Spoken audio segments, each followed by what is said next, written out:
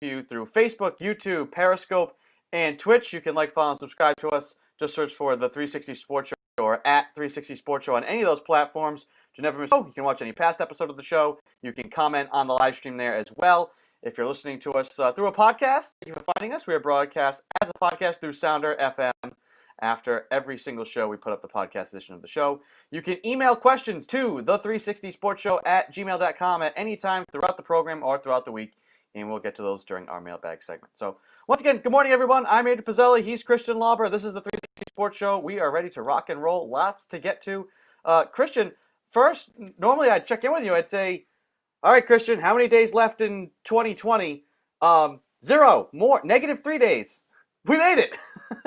We made it finally, yeah. And we're gonna hold off on the countdown to 2022 until 2021 becomes a problem. So. Yeah, we reserve the right. We're gonna give 2021 a chance. We're gonna give it a chance. However, 2020, even though it's in our rear view mirror, it got some things that I joked that, like, right at the buzzer there, some things snuck in just to get one more little jab. And one of those is Zdeno Chara signing a 1-year contract with the Washington Capitals. Bum bum bum bum. I think there's lots of reasons to it. I think that was kind of the most. I think he's 43. How shocking is it? He's probably only got 1 year left. It's not like this is a guy. It's not like this is, Sidney Crosby changing teams or something like that, or Ovechkin. But your thoughts on the Chara? Him leaving. Big Z going to another team. Well, for a guy that was here 14 years, and was the captain for 14 years, won a cup, got to 3. Unfortunately, they couldn't get one more. But, yeah, I'm kind of, I don't know. It seems like the Bruins didn't want him to necessarily play on the ice. They wanted him to play a part in the organization some way. But the guy wants to play. And also, like, we've talked about this before, Chara is not a top pairing with McAvoy or anybody on another team, right? He's not a number 1. But is he a good number, like, 4 to 6? I would say so. And he can give you some good minutes late in games, and he can give you some good minutes on the PK. We've seen that in all these past years. And let's not forget, he was playing pretty well before the pause here. So I'm kind of shocked in the way that they handled this, just in terms of they clearly don't want him to play on the ice, which, I mean, I guess I understand for the young guys their excuses, except they've had Zaboral and all these young guys from that 2015, 2016 draft, and none of them have been on the ice. So clearly they're not good enough to get on the ice yet.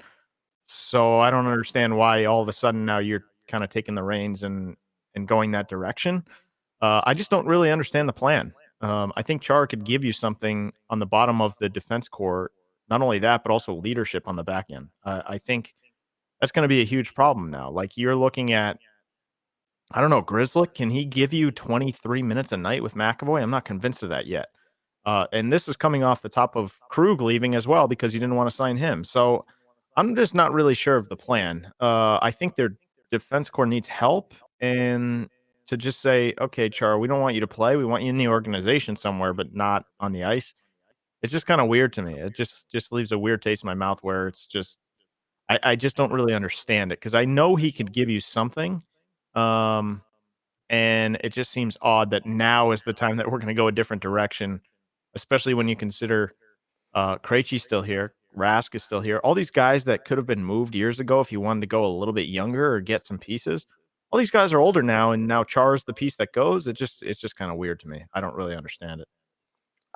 As I put it to you, and I'll let the listening audience draw the inference here. I'm going to make a little bit of a rhyme. Here's how I see the Bruins situation.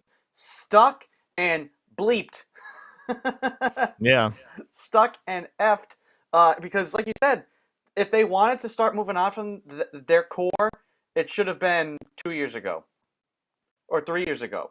Or it should have been, you maybe could have gotten away with it in the wake of the run to the cup and facing the Blues. I think a lot of those guys still had value. You could have moved Krejci. You could have moved Rask then. But instead, last year, they want to run it back. Obviously, the pandemic we'll never know what that team could have been without the pandemic. It's impossible to say. I think we both agree they still would not have been better than the Lightning in the end. Um, No. but momentum does play a part into it. The Bruins were the best team in the league, at least record wise and momentum wise. Um, this move, I mean, I think it's as much as the Bruins not really having a plan now as it is.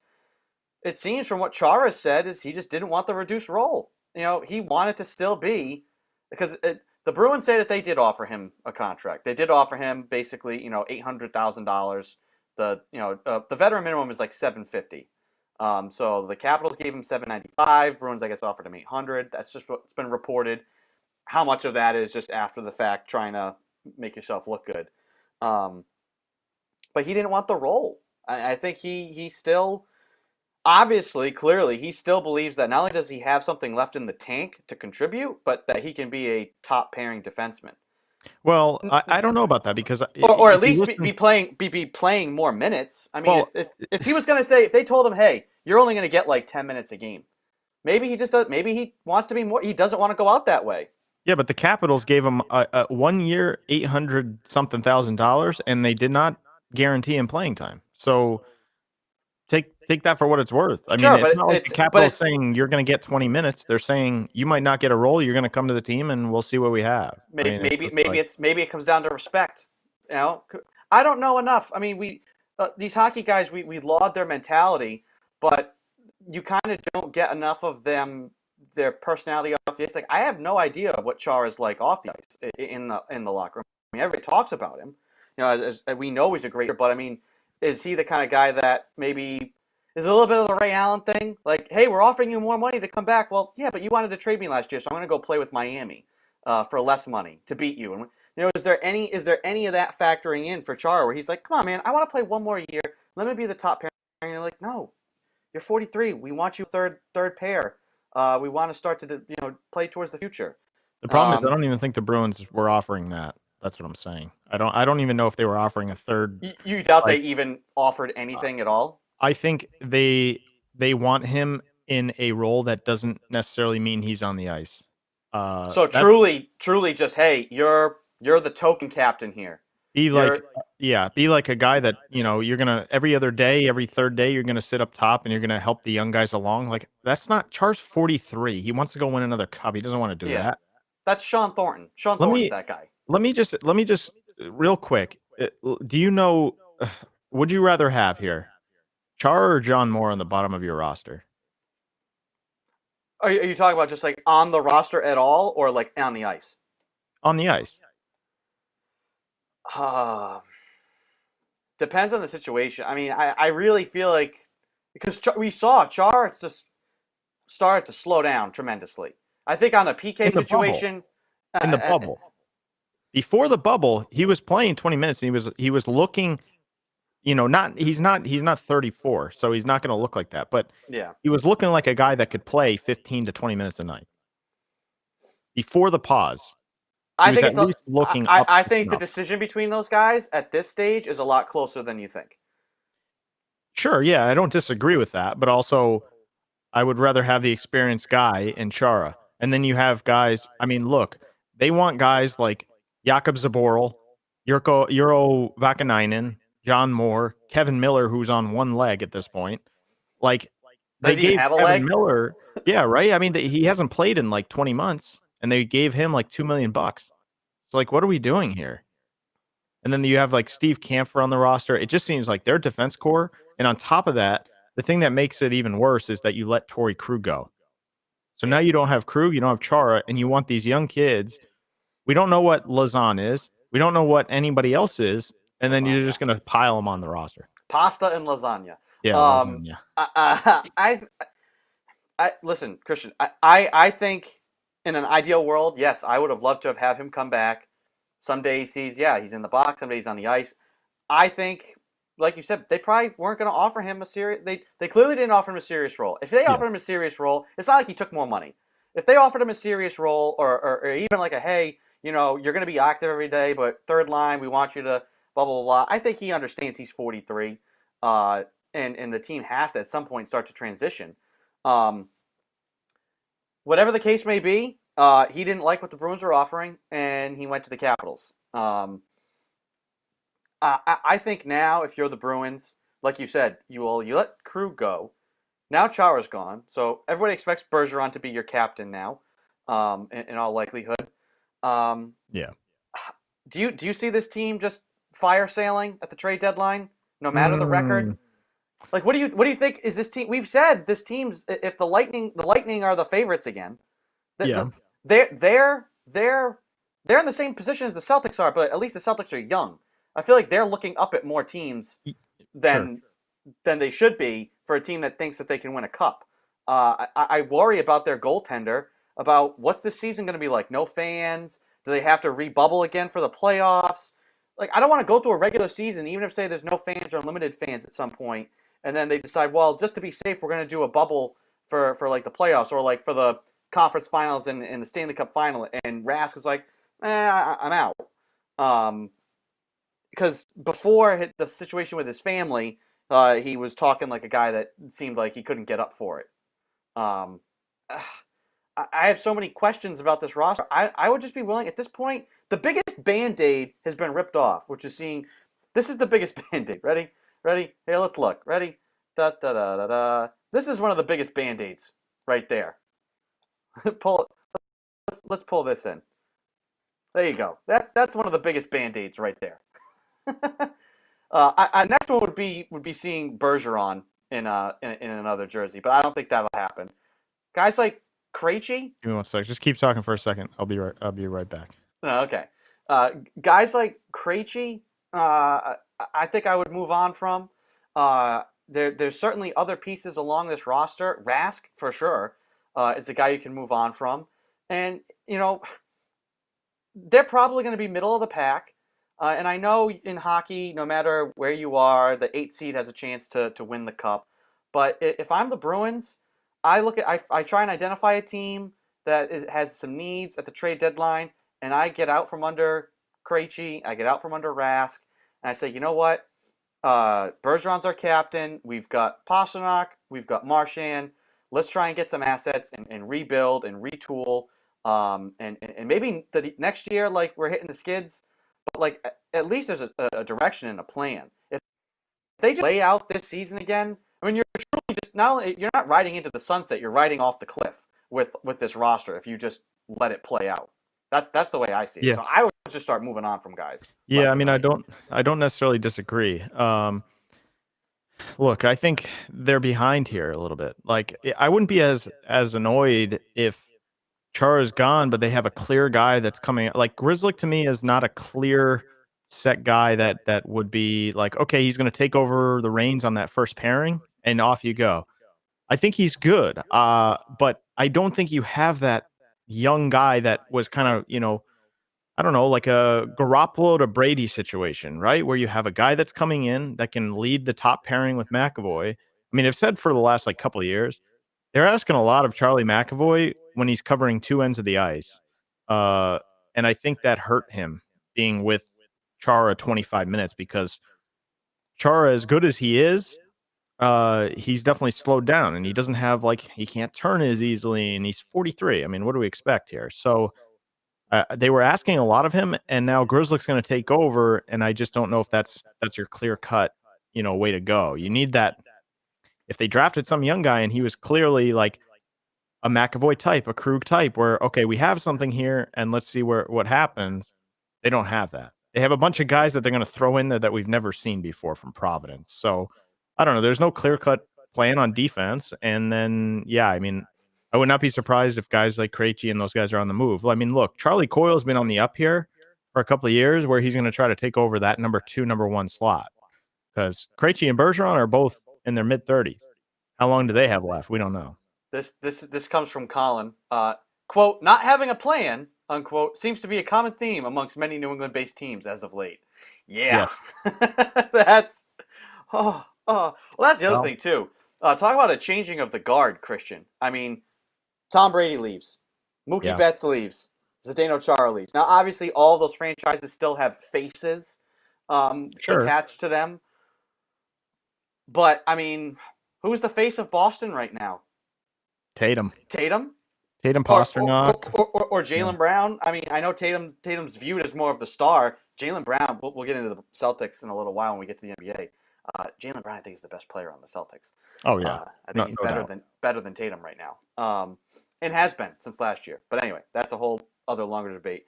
Other NHL notes: they did announce this week that they'll be playing some games outside. The NHL is planning to have a set of outdoor games in Lake Tahoe in February. So included among those teams is the Boston Bruins, the Vegas Golden Knights, the Avalanche, and the Philadelphia Flyers. They'll play a 2-day event hosted by Edgewood Tahoe Resort. No fans. I think that they at first the whole outdoors thing was kind of supposed to be an eye towards, oh well, if we do games outside we can have fans, like if you have fans at Fenway or Gillette or something like this, but no fans at the Lake Tahoe event. It'll be February 20th and 21st. The NHL wanted to create a signature event for the 2020-2021 season and did exploratory trips to Lake Louise, Alberta, and Park City, Utah, before it settled on the Lake Tahoe destination. I think this is cool, and I did a little bit of research, Christian. So for those watching live, you'll get to see this. This is what this complex, this resort, looks like. Gorgeous, That looks like absolutely that looks like my gorgeous. ideal vacation spot. I'm not gonna lie. Right? I mean, I love the winter. I love winter destinations. This place looks awesome. Now, I don't know if they're going to build a rink. Like, is it going to be along the side of the lake here? Is it actually going to be on the pond? Is it going to have pond hockey? I don't. They haven't announced those plans yet. But either way, I mean, the spectacle of it is going to be awesome. It is going to look really, really, really cool. And I think this is good. It's just another way to grow the game. I mean, I think it's something interesting. They'll be able to play games. It should be safer. I'd say thumbs up for this, and cool. The Bruins will get to be in it. They'll probably get smoked in both their games because I don't think they're going to be any good. But that's for us to debate at a later time. But your thoughts on the outdoor game here at Lake Oh Tahoe? yeah, no, I mean, I've always loved the outdoor scenery there, the outdoor setting. The Winter Classic was like that sacred kind of like, okay, January 1, there's like 4 teams that play outside. Uh, they've kind of gone away from that, and they've gone like Winter Classic, then there's games in Canada outside. So they've incorporated more games like this, but I like them all. I know a lot of people say like, well, they killed it because they do too many games outside. I don't necessarily see it that way. I like the spectacle of it, and it's only a couple of games a year, so yeah, I'm all for this. The no fans things does not surprise me in the least. I think that was all like a little ploy to see if they could find a way, but I don't think they had any intention of doing. There's no way you can play 42 games outside or something like that. Um, Oh but no. something like this, yeah, I mean, look, this it looks incredible, and I mean, if you are into hockey and like the whole, you just see photos of guys. It's the classic. You put on skates and you go on a lake or a pond, and away you go. You put a hockey net out there. That's the way it is. So it's just kind of like that classic feel, which is nice. Um, I wanted to get into college football, but we have a little bit of breaking news. So you know what? Maybe we'll just go right to NFL. We usually reserve NFL, so maybe we'll have some NFL discussion here. We'll do picks at the end. But I mean, this is from Bleacher Report. Per Adam Schefter, Cam Newton and the Patriots are expected to part ways this offseason. Another free agency for Cam. Okay, Not shocked, but honestly, I, I'm confused.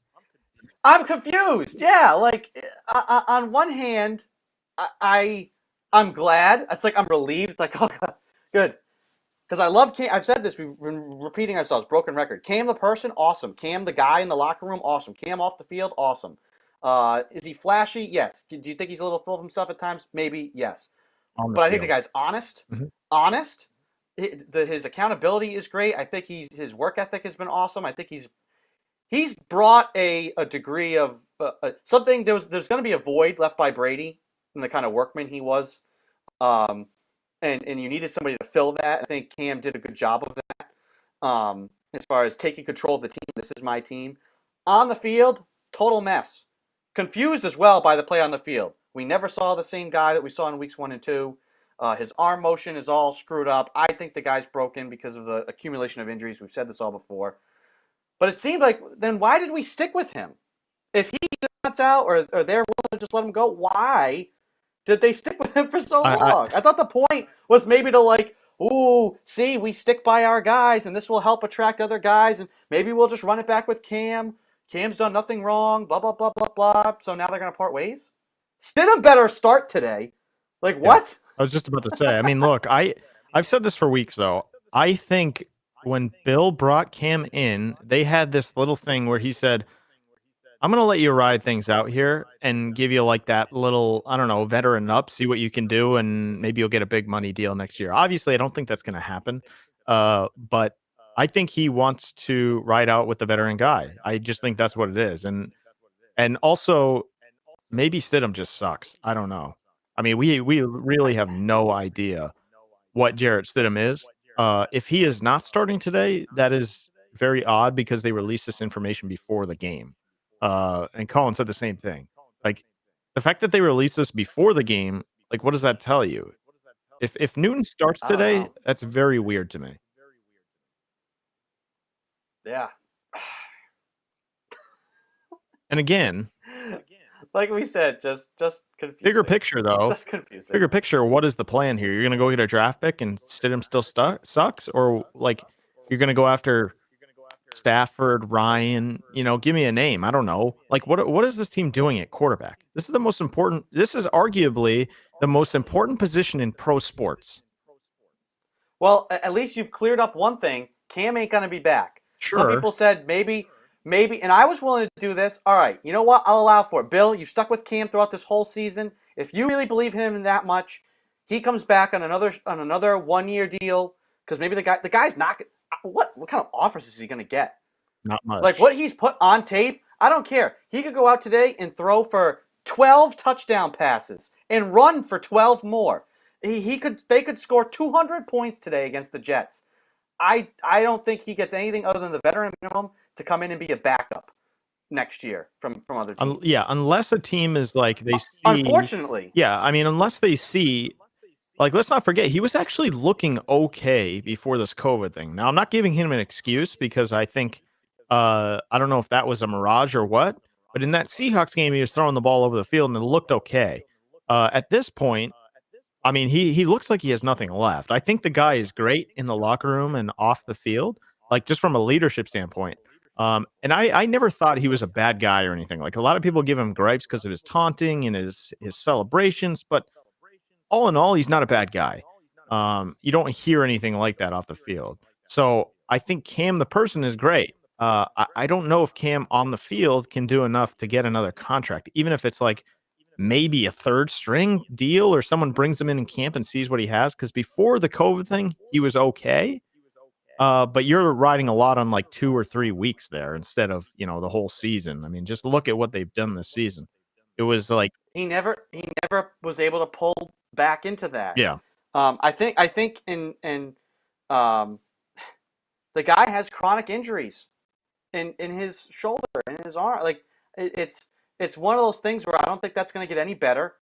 Um, and we never whether it made no sense because we said week one, it was like, wow, Patriots have never had a quarterback like this before, a guy that can run the option and actually like run and take off with the ball and do things. Um, and then we saw a little bit of the throwing in week two, like wow, he's worked on his mechanics. And then after that, we never saw that again. We never saw the arm, the passing game like that ever again. Um, and we never saw the running either. It's not like, yes, he scored 12 rushing touchdowns.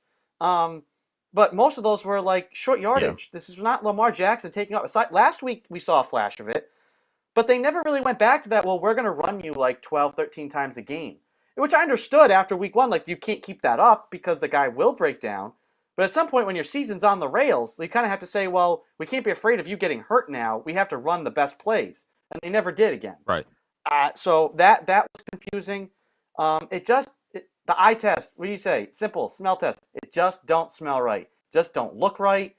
Um, uh, a 6'5" like quarterback should not be having ball batted. That's just not Yeah. something that should be happening as frequently as it did with him.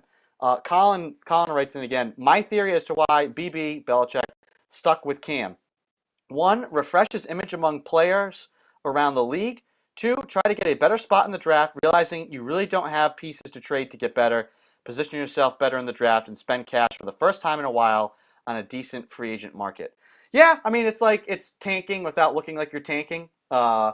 by putting out a quarterback that, hey, which is what coming into this year when they first got Cam, we said, listen, I don't know if this is going to work, and if it doesn't work, I don't know how good this team is going to be. But hey, it's worth the risk. You're paying the guy nothing, and if he's a problem or if it doesn't work, then you bench him, cut him, whatever. And I think we got fooled by weeks 1 and 2 and 3 a little bit, and we said, wow, maybe instead of this team being like 8-8, like they could contend for the division. They might, and not that they were going to win a Super Bowl, but maybe the second or third best team in the conference now. If they're going to have a running game like this and a quarterback that is a dual threat, legitimately, and a decent defense, that should get you at least to maybe the divisional round. The problem is Cam was not a dual threat. He turned into a fullback who couldn't throw the ball. I'd rather have Scott Zolak at 50-something staying back there in the pocket who at least can deliver a pass. He couldn't even throw it. Let's not forget, he couldn't even throw the ball short. Never mind, like down the field a little bit. Like he honestly looked like this is a good analogy if you're a Red Sox fan. He looked like Keith Folk. Like he'd short arm it and then drill it into the ground like Donovan McNabb. Now, what do you think, Christian? If they had, like right now, if Stidham plays today, I wouldn't expect, honestly, at this point, I don't expect Stidham to look all that good. No. From not getting enough reps and not getting real game action. If you played Stidham week 1 through the whole season, I think you would see improvement. Probably. You would have seen improvement.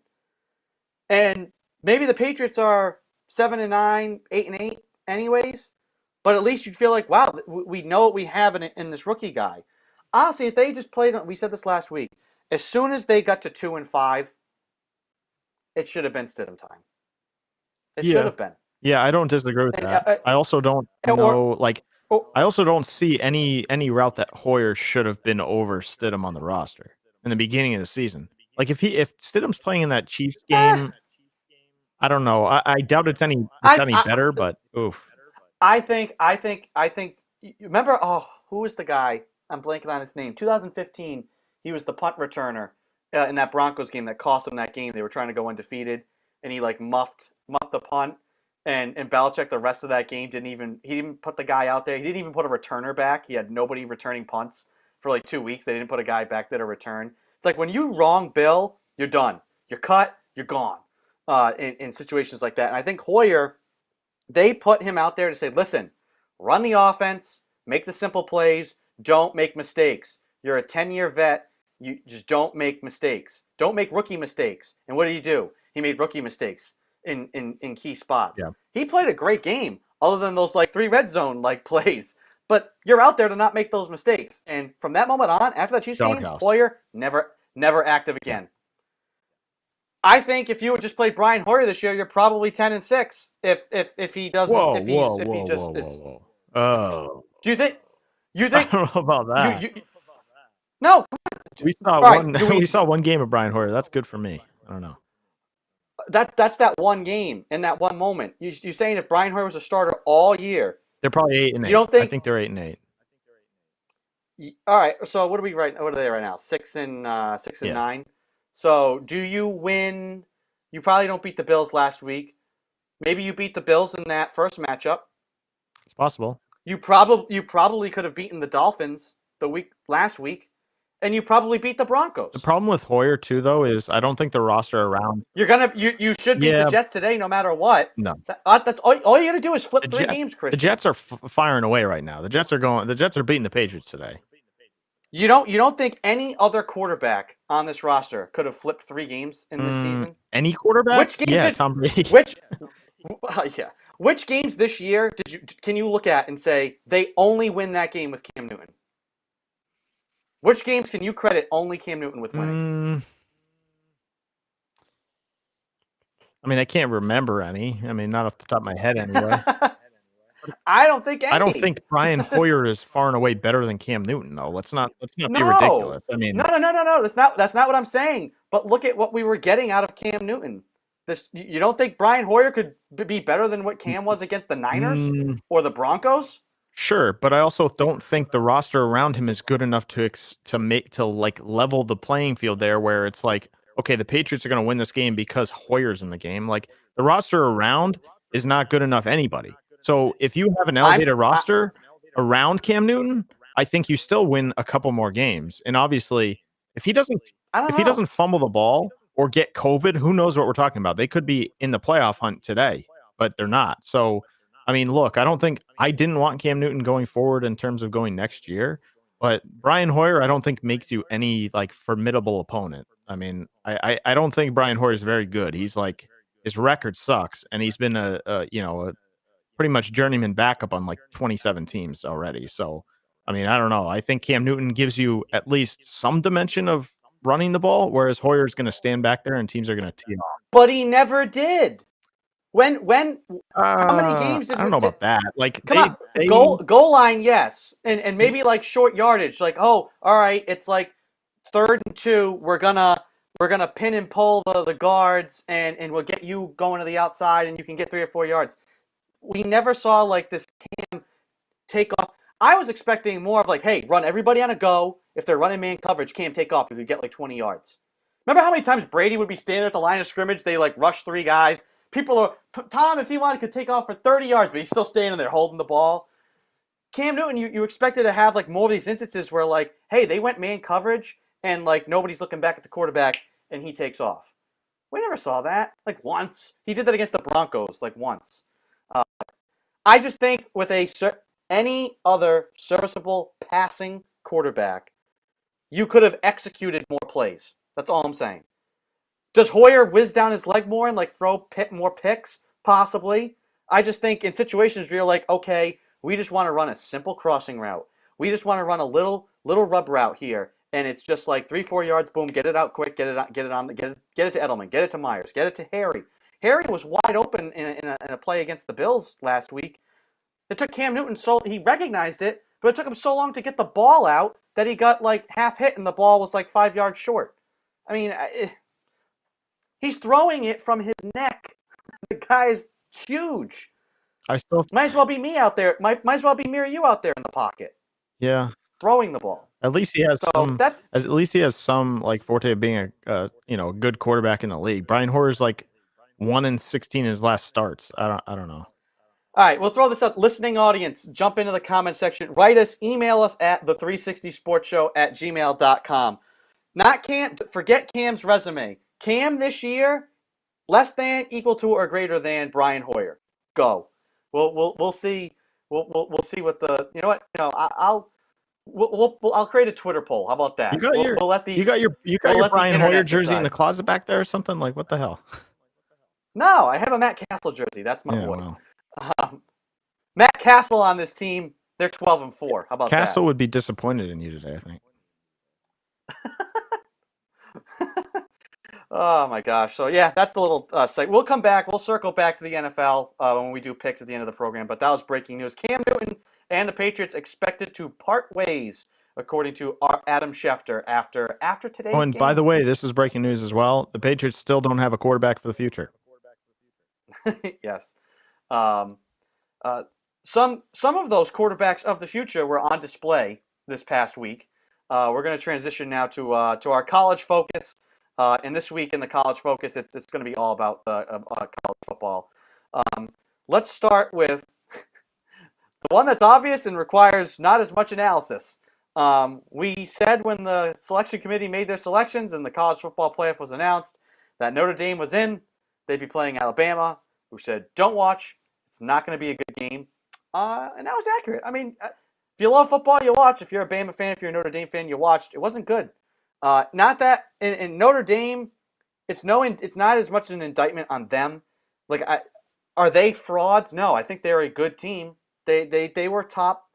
They're a top 6 program in the country. The problem is the Ohio States, the Clemsons, and the Alabamas are superior. Far and away. Yeah. This is those 3 teams' records since 2018.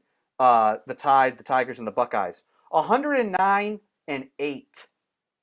They're just those 3 are just playing on another level. So Is Alabama some or sorry, is Notre Dame some fraud that like just doesn't belong in the conversation? No, they also haven't beaten any of those. I mean, they beat Clemson this year without Trevor Lawrence. That's what got them into the playoff. I don't think it should have. I don't think they should have been in the top four. I thought Texas A&M should have been in there, and so it's disappointing for Notre Dame. They're trying to get back to the pinnacle. This was not as embarrassing as some of the other losses have been that have been more lopsided, but it still illustrates that they're just not close. Alabama's far superior to them. And so we got what we expected out of them. I don't know. Yeah, I mean, What I are was your gonna say, like, thoughts on that? I mean, like, I don't think we expected anything else, right? I mean, we talked about this last week too. I mean, actually, maybe even go back 2 weeks now. Like, this is what's gonna happen, and it's pretty much how we expected. I don't think there was really any surprise. I mean, they scored 14 points, and I mean, Bama just took over the game. Even in the first quarters, they were up like 14-0. So I don't know. Bama's far and away better. I mean, that's we knew that going in, and we now can confirm that coming out of the game. I don't. Was it like an absolute slaughter, like 52-0? No, but it also wasn't really close. I mean, you were down 21-7 and then really not much closer than that. So, I don't know, they scored 7 in the second quarter and 7 in the fourth quarter for Notre Dame. Other than that, they didn't really give you much, and Alabama scored in every quarter. There's your game right there. So, I think we just know the competition that Alabama is, and they're far and away better than Notre Dame. That's just what we expected. Yeah. So Alabama, ho hum, back to the national championship game. Um, the game later that night, what was supposed to be the better game, Ohio State and Clemson, a battle of what could be the top two picks in the draft between Fields and Lawrence.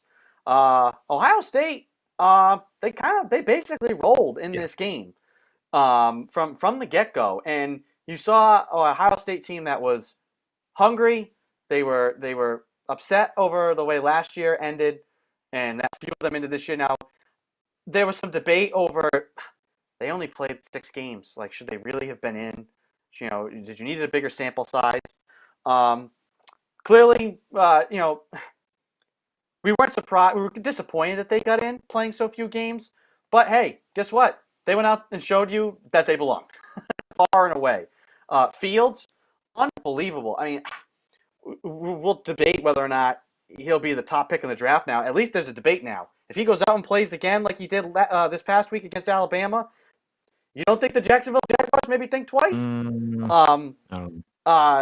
Hey, Trevor Lawrence, his tape now is done. That's it. His tape is done. Fields could go out there. It happens. If Fields goes out and has like 7 touchdowns and they beat Alabama, there's going to be debate. There will be debate, right? So he has a monster day. So does Trey Sermon, their running back. That guy he looks like a defensive end running the ball for. He averaged like 8 yards a carry. It's been absurd, the Ohio State running game. Yeah. These last few games. So I was surprised. I thought that would be a game, but Clemson they get steamrolled. It's kind of back-to-back years now for Mr. Lawrence. This is only the second time he's lost a game in a calendar year, but also like dating back to like his sophomore year of high school. Like, that's unreal.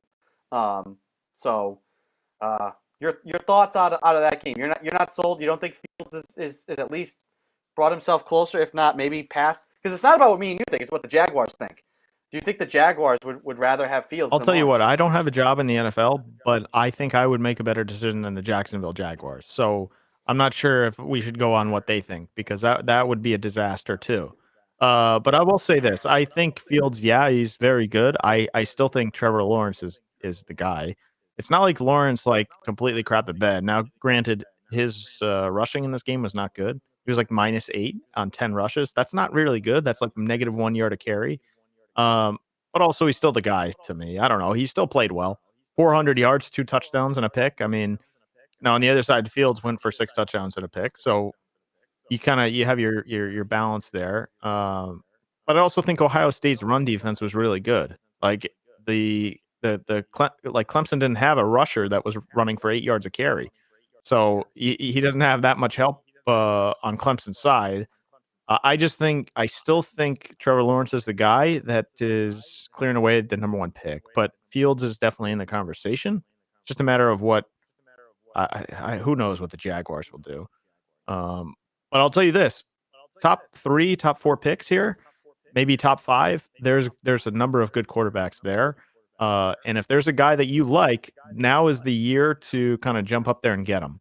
Um, we saw it with Kansas City and Mahomes. There's been other teams to do it. So if there's a quarterback up there like Fields is still available at like 3, 4, 5, and you want to jump and get him, this is the year to do it. Yeah. What do you think? Again, this is like kind of parsing hairs, but that's what we get to do on a sports talk program.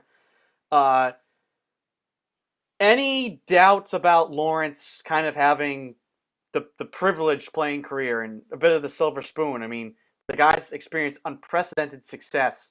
He just walks in. They come into every season, and most games it's like, hey, you're 30, 40-point favorites. That will not be the case in the NFL. The worst NFL teams, like the Jaguars and the Jets, the talent disparity is not this, like, there's not going to be mismatches like that. You're going to have to work. You can't just show up to the Jaguars or the Jets, especially those teams, and be like, well, I'm the savior. Here we go. Super Bowl, here we come. You're going to have to work harder than ever. Can't rest on your laurels. Mm-hmm. And we really don't know what his makeup will be out of that. Most other quarterbacks coming out of a draft, they've had a losing season, or they had big losses, or they didn't win. There's a track record of some intangibles there. I honestly don't know how Lawrence will react. I mean, he seemed to say the right things and cover himself, but it seemed watching that Clemson game, more guys were coming up to him being like, oh, hey, buddy, it's okay. You know, we're good. More than him going around and firing up the group. I don't know how he'll handle those moments, especially since he's going to be going to a trash team. It's not like it's not like he's going to the 49ers, who had a crap year, are resetting things, and hey, you're coming to a great coach and a great system and a great roster. How will he experience what's going to be a very difficult rookie year in the NFL? You know, look at Peyton Manning. Peyton Manning kind of had a little bit of the silver spoon. Obviously, he didn't have the same success in college that Lawrence did, but was a consensus number one, or there was debate, but what ended up being the number one over, being a top pick, being a first-round pick, all the weight of the franchise is on you. He threw like 20-something picks his rookie year, and then obviously developed into Peyton Manning. That kind of humbled him a bit. How is Trevor Lawrence going to handle that? I think he has all the physical abilities. His physical talent is unbelievable. I just think his intangibles are unknown because he's had so much that's to his advantage being on that Clemson team. Are you concerned? Small, very small C concerned about any of that? Yeah, I think he's going to be a total bust in the NFL. Yeah. No, I mean, look, I think it's like one of those things where he's honestly been given a lot of success and credit before he's really done anything. So when you get to the NFL, it's a whole different ballgame. I'll tell you this: coming out of that game last night, if I'm him though, and I'm going to the NFL, I think I'd rather be picked by the Jets at this point than the Jaguars. Like, just look at the roster. I think it's just from a New England standpoint, like, I think I would take the Jets receiving crew over the Patriots.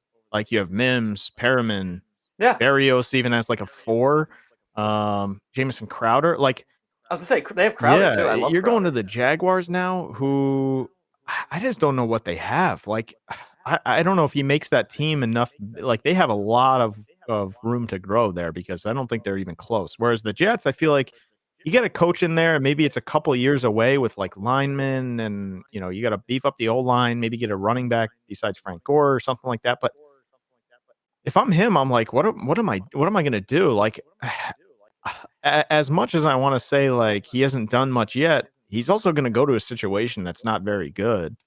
And I think the quarterback can elevate you to a certain point. I also don't think he can just carry you, through the trenches of the NFL season and just expect to go to the Super Bowl because he's Trevor Lawrence. So, I mean, we'll see. He's going to be in a tough situation no matter what. But if I'm him, I'm like, I want to do anything in my power to get away from the Jaguars. I'll tell you that. Yeah. He technically, he hasn't declared Right. for the NFL Yeah. draft. I guess his fiance though posted on Instagram a long thing about this year and memories in school, blah, blah, blah, blah, blah. A nice loving post. But it ends with, thank you so much, Clemson family, for these amazing years and the love and support. This place will be missed. Here's to many more ups and downs and figuring it all out together. I'd say that somewhat says, if somebody's going to know the plan, might be his Right. fiance before anybody else. I'm sure they have these kind. Now, who knows? Maybe she's posting that, and he's like, "Babe, what are you doing?" Yeah. Yeah. Possible. It's interesting because everybody talked about the Jets doing it wrong. It's like, why are you winning games? You just lost out on Trevor Lawrence. What if the Jaguars end up taking Fields after this playoff, Again, and yeah. the Jets wind up with Lawrence anyways? Or what would be the ultimate comedy is if the Jets won those games at the end because they really didn't want to take Lawrence. They knew that like if they had the number one overall pick, there's a lot of pressure with that number one. A lot of teams Yeah. talk about like having that number one overall pick and having to pick the quarterback with it is really not favorable because it's almost a zero-win situation. Right. Unless you knock it out of the park. And that so maybe they were like, we'd rather have the number 2 pick, and we can take Fields, maybe a little bit of a safer pick, and they end up having to settle for Lawrence anyways. If for whatever reason internally they weren't sold on Lawrence, which would be funny. So yeah, it'd be interesting to see how that turns out with those two teams. One of the things I want to talk about out of that Clemson game, the targeting thing. There should be 2 levels to the targeting rule.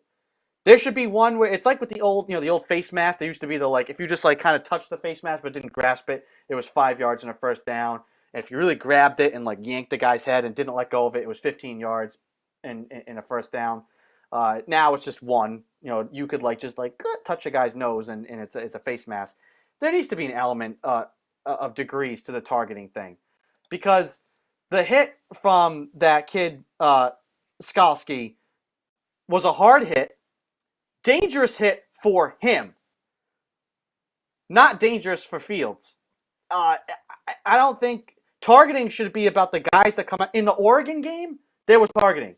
The quarterback is going into a slide, and a guy comes from behind, and it's unfortunate because you're trying to chase down a quarterback. Last second, he slides, and you're coming in to make a tackle, and you end up hitting him forearm to the back of the head, and the kid gets tossed. You know what? But that's unfortunate. That's bad luck, but guess what? That's the rules. You hit a guy that's going down like that in the head or late, or you hit him with your head coming in to spear him. Targeting, yes. We don't need any of that. You should try and remove the element of that hit from the game. I agree. Skalski's hit, you should also want to take out of the game, and here's why. I can share this as well. So for those of you watching live, you'll get to see this, and we'll describe it. The hit should be outlawed because you don't want this to happen. Which this is Ryan Shazier's play where he got hurt, lined up with the Skalski hit. You can see why it's dangerous. As our, why you should tackle with your head up. Our coaches told us, from the little leagues through high school, college, quickest way. You don't want to tackle with your head up. You don't want to be paralyzed, right? You don't want to Break your neck or die. Yeah. God forbid. Here's why. I mean, Ryan Shazier, and in that Shazier's didn't even look like it was that hard of a hit. It was just an awkward compression of the neck and everything. The Skalski one is even worse. Penalty, yes. Spearing, 15 yards, first down. It shouldn't be targeting. I know it's the correct application of the rule. I think the rule needs to be fixed because that kid should not have been ejected. He should get penalized, and then after the game, he should get a talk and be like, dude, you're going to kill yourself, God forbid. Don't try and tackle like that. Keep your head up. If he has his head up, it's a form tackle. And it's ideal. He hits Fields exactly where you should. He should not have been ejected. By the rule, yes. They applied the rule correctly. It's unfortunate because I just think the guy was trying to make a good hit, and it was a good hit.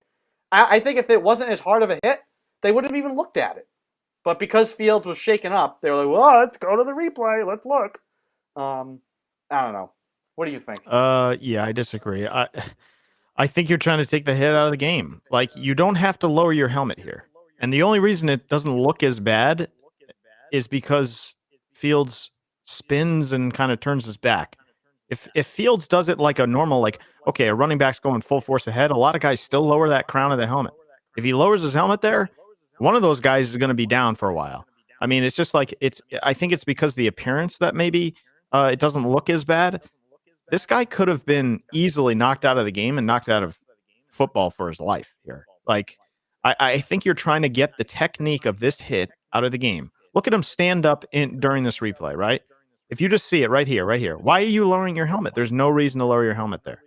It's just a bad hit, and I think that the way to teach guys to kind of stand up there and just wrap up is okay. If you lower the crown of your helmet by the letter of the law, you're out of the game.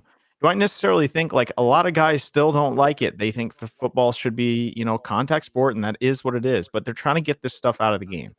Uh, One of these two players could easily get hurt, and I know there's some discussion on Justin Fields because apparently he didn't get a He medical didn't get a diagnosis. diagnosis. Like, this is the Yeah, that stuff was you're trying to avoid. And the guy lowering his helmet like this, you're done. That's it. You lower the helmet and you technically target. Because I think if Fields lowers his helmet here and tries to take full on contact, then we're talking about something completely different. So I think it's the appearance of the hit, maybe. But you're gone if you lower your helmet like this. That's just the way it is now. Like, whether you like it or not, the letter of the law is stand there. He's going to line him up. He's lined him up already in the perfect spot to hit a guy in the NFL, college football, whatever it is, just football in general. This is going to be a good hit. And then he lowers the helmet. And not only does he put himself in harm's way, but Fields, if he lowers his helmet, then you're really in trouble. So whether you like agree with the rules and everything changing to kind of like get rid of this hit, by the letter of the law, he should be ejected. There's no question. I don't know. Well, that's where we differ. I agree with you. Teach. We should educate guys to not tackle this way. And so many guys, they throw their head, they just throw their shoulders around. Like, wrap the guy up. I know the Patriots have done it, especially when they had Nate Ebner on the team. Belichick brings in the rugby guys and teaches these guys how to actually tackle somebody. Yeah. Tackling as a skill is like just going away in the NFL. It's like the 2-point shot has disappeared from the NBA, the mid-range shot. People don't know how to actually tackle. We shouldn't look at guys coming out of the draft and be like, wow, look at the way he tackles. Unbelievable. Like, that guy should be a first-round pick because he can tackle. Everybody should be able to actually tackle in the NFL. They don't, and especially in college and in the younger ranks. Yes, this hit is dangerous. Legislated out of the game. Should this kid have been ejected from a playoff game over it? Is that? I guess it sends the message, but I also just think that sometimes this can happen incidentally. He actually lowers his head here, but what happens more the incidents where a guy's running up, he's got his head up to make a tackle, and the other guy like turtles, and you end up hitting a guy in the head when you were aiming for his chest, and now you get ejected because the other guy, dropped himself. I feel like there's too much letter of the law application here. There needs to be some sort of degree for interpretation. They got this call right. I just think they need to fix it. I just think that kid shouldn't have been ejected from the game. That's where I come down. I think that's how I feel about it. Yeah, I mean, I don't know. Like, I guess I don't know how else to say. Like, this guy does not need to lower his helmet. That's just point blank. No, he doesn't. So he absolutely does so not. it should be a 15-yarder. Ejected for, but the other guy that didn't lower his helmet should be ejected. Like, that doesn't make any sense. The guy lowered his helmet, and it's a targeting call. But he didn't hit the guy. But he didn't hit the guy in the head. I mean, so now if you just tackle the guy, you're and it's because it was a hard hit. It got looked at because it was a hard hit. That's it. If Fields had just popped right back up, they're not looking at that. They're not going to go and look for targeting. I thought the targeting thing was about hitting guys in the head. I mean, not you putting yourself. If you're going to start kicking guys out of a game because they put themselves in a position to get hurt, then just don't even play the game at that point. Football's too dangerous to be played. No, because there's other I'm ways to sorry. tackle. You don't lower your helmet like this. I don't know No, any other way to so say that it. uh, I'm not disagreeing with you on that, but I don't think the kid should have been kicked out of the game for it. Bring him to the side, give him a 15-yard penalty, bring him to the sideline, and say, "Dude, you're gonna get yourself killed. Don't do that." But to remove him from the game, I think if you wanted to, you could go back and parse through the game and find 20 other hits just like this. The reason this one gets highlighted and this kid gets ejected is because it's the quarterback of the other team and it was a hard hit. That's why. That's all I'm saying. If you really wanted to, you could go back and eject probably 20 guys out of a game.